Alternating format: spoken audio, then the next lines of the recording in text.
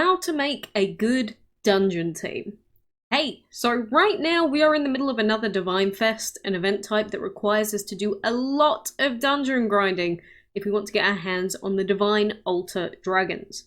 And a lot of players have been asking over time for some dungeon tips, so today I thought I would do a dedicated guide on how to make a good dungeon team. So the Bottomless Dungeon has us facing waves of enemies that keep spawning endlessly. The only limitation in the dungeon being that now the enemy dragons will eventually outscale your team and you will eventually lose all of your team members. In order to get lots and lots of stepping stones to open as many dungeon chests as possible, there are some key things that you'll need to have in your team in order to make your runs last as long as possible.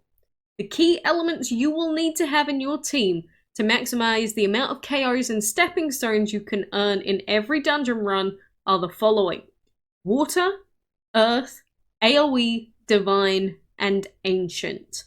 So let me break this down into more detail. Water. Every single team needs a water user in order to heal their team to allow it to stay alive for as long as possible. Earth. The enemy dragons will begin to outlevel your team by quite a lot, so the only way that you can survive their attacks is if you have a shield on your team. AoE, which stands for Area of Effect, includes elements that are multi-hit, so fire, light, and energy. However, energy doesn't always hit 3 targets, and light isn't resisted by many things, so the best AoE element you can have on your team is actually the fire element. Divine. This is absolutely essential if you want to unlock the full potential of your dragons and take on enemies that are a much higher level than you. And Ancient. When paired with Divine, this will make your dungeon runs much, much better.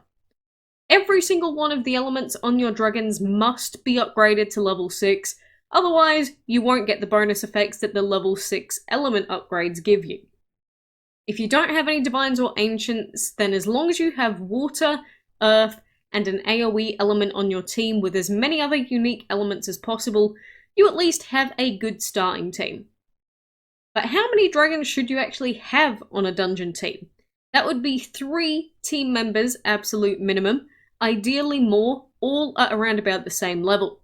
Newer players actually have a major advantage over players with close to max level teams because newer players can add new dragons to their teams for a lot less food. In a perfect world, you would have 12 dragons, all at roughly the same level, and use these to take on waves in the dungeon.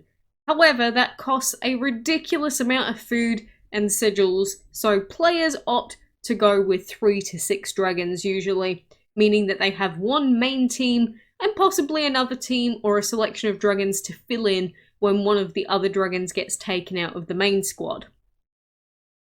Team examples. As long as you include the key elements for a team, you can use many different types of teams and dragons. However, some examples of some very strong teams could include Oya, Enroja, and Bahajir, Nezha, Koliada, and Ikez, Banana, Prairie, and Stardust, so that would be a team without Divines or Ancients. So let's look at each of these 3 teams and take a look at their positives and the negatives of each. So number 1, Oya, Enroja, and Bahajir. This team has all of the key elements and the dragons all have the same stats, meaning that it's easy to keep them even, but this team is sorely lacking in unique elements, meaning that events outside of dungeon may become a lot more difficult for a player. But aside from this, it's a very solid dungeon team. Number 2, Nezha, Koliada, and Ikez. So this team has 2 healers and the water and earth users are also split, which is ideally what you want. Ikez imbalances the team because his stats are a lot higher than the other 2, but this team could still give decent success in the dungeon. Number 3, Banana, Prairie, and Stardust. So this team is lacking Divine and Ancient, which it honestly sucks, but it has the other essential elements. The Shielder and Healer are split, which is great, and Stardust and Prairie both have Area of Effect elements in the form of fire and light. meaning that you should be able to finish off many 3-hit quests. It also has a lot of elemental coverage, meaning that even non-dungeon related events should be easily doable. So these are just 3 example teams using different calibers of dragons. Some also like to include wind, metal, or energy in order to help during certain dungeon weeks, but these elements aren't essential to the dungeon, they just help. Sigils. So your Divine Blessers, Earth, and Water Dragon users should all be using Wonder and Acceptance Sigils. Your entire team, in fact, should all be holding an Acceptance Sigil, but Ancients can take either Wonder or Witchcraft, although Witchcraft usually becomes better on most high damage Ancients at grade Epic. The sigils are incredibly important, and having all of your sigils at the same rarity will help to avoid the stats on your dragons from getting too messed up. And this is very important because the dungeon does not actually scale based on dragon level alone. It scales based on the stats of your dragons. This includes when they have sigils equipped. This here can really make or break your dungeon team, so let me show you an example. A team with 3 dragons with 3 elements, Elemental, Banana, and Regal.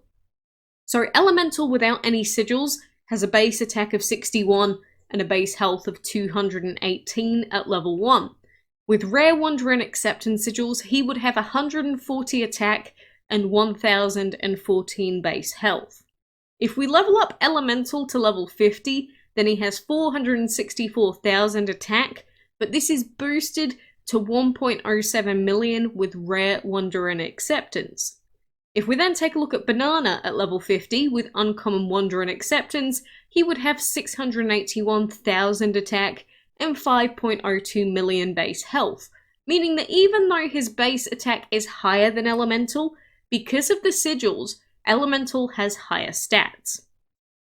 Now, if we change Banana to have Rare Wonder and Acceptance, like Elemental has, he would then have 1.16 million attack, making his attack higher than Elemental. This is pretty obvious, but I really have to stress that the quality of your sigils makes a huge difference to how your dungeon scales, because it will take the highest value from all of your dragons and balance the enemies based off of that. So let me give you another example to really highlight this. Oya is an exception, ancient, and divine, meaning that he has much higher stats than usual. At level 50 with Rare Wonder Acceptance, like our Banana and Elemental dragons have, Oya ends up with 1.57 million attack and 10.23 million health, which is much higher than the others. This means that the dungeon will scale based off of Oya, meaning that the other dragons will struggle more than if you had dragons with similar stats. So what was the point of that long-winded explanation? Well, if you have only one exception divine or ancient, or just a singular really high stat dragon in your team, this can actually make your dungeon runs much worse. Yes, the dragons have higher stats, meaning that their Bless and Leech is stronger, but if your other dragons don't have high enough stats to keep up, you can make your dungeon team unbalanced. However, there is a way to get around this by leveling up your less powerful dragons. For example, if we then level up our Banana Dragon to level 52, this makes it so that Banana actually has higher stats than Oya, at 1.67 million attack and 10.66 million health. This would overall make the team more balanced, but this is a complicated topic that I could probably go through another day. Either way, the moral of the story is that you don't want to unbalance your team by throwing on lots of sigils of different rarities and using super strong exception divines alongside, say, common dragons. I highly recommend using the DML Planner website and heading over to the sigils section so that you can compare the stats of your team members in order to make the best and most balanced dungeon team possible. So those are all of the main things that you'll need to know in order to make a good dungeon team. This doesn't even cover actually using the elements, turn order, and other tips for dealing with the dungeon, or even anything related to the best ways for tackling dungeon tasks. But if you do want to see all of that explained in more detail, let me know. Do be aware that I also have a DML team advice channel located in my Discord server that allows you to post images of your team and then myself or other users can assist you with making a better team in real time. You don't have to listen to any of the advice given necessarily. At the end of the day, it's just there to try and help players to improve their team and hopefully get more stepping stones. But anyway, I hope this helped some of you that were looking for a dedicated guide for choosing the right members for your team. I do hope that I can see you again soon.